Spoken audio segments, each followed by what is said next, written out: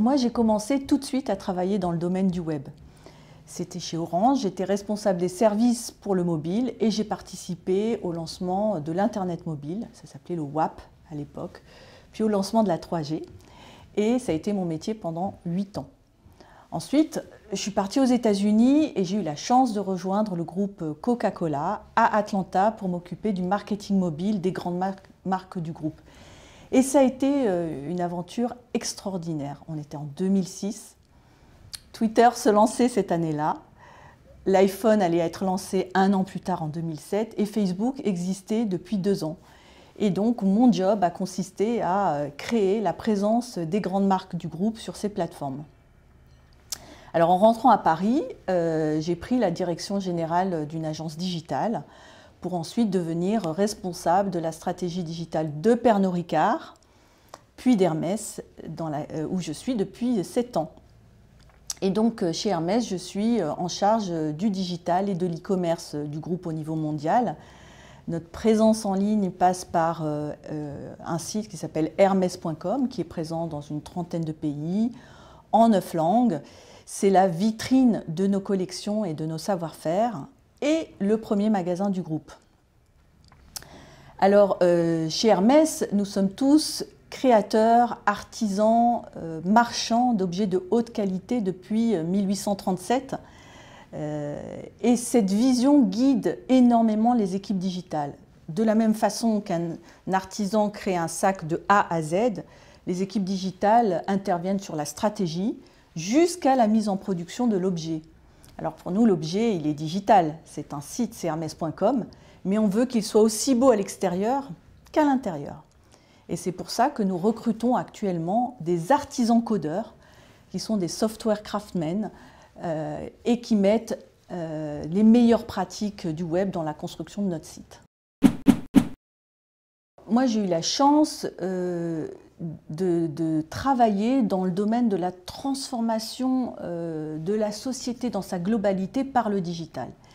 Et ce qui est passionnant dans mon métier, c'est que cette transformation, elle est perpétuelle. Il n'y a pas de méthode. Il faut se réinventer sans arrêt, être agile, avoir l'audace de proposer des solutions qui sont en rupture sans pour autant dénaturer l'héritage de la société dans laquelle on est. Finalement, quand on est leader du digital, on est dans le test and learn en permanence et puis on est catalyste du changement. J'aimerais parler d'abord de ce qui m'a aidé. Ce qui m'a aidé, ce sont des rencontres. Ce sont des hommes et des femmes qui m'ont fait confiance et qui ont porté sur moi un regard de confiance qui a fait que j'ai pu réussir.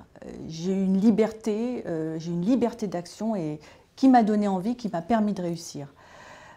Après, le principal obstacle pour moi dans mon parcours, ça a été moi-même finalement.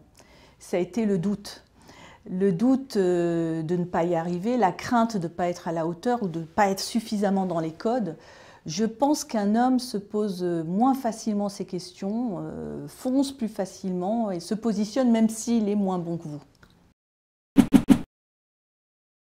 Le numérique ou le digital est un peu trop souvent réduit à la dimension codage ou développement informatique, aptitude que l'on prête d'ailleurs un peu trop rapidement à la jante masculine. Et ce sont 2 erreurs majeures. Aujourd'hui, toutes les fonctions de l'entreprise ont besoin de se transformer pour intégrer le digital.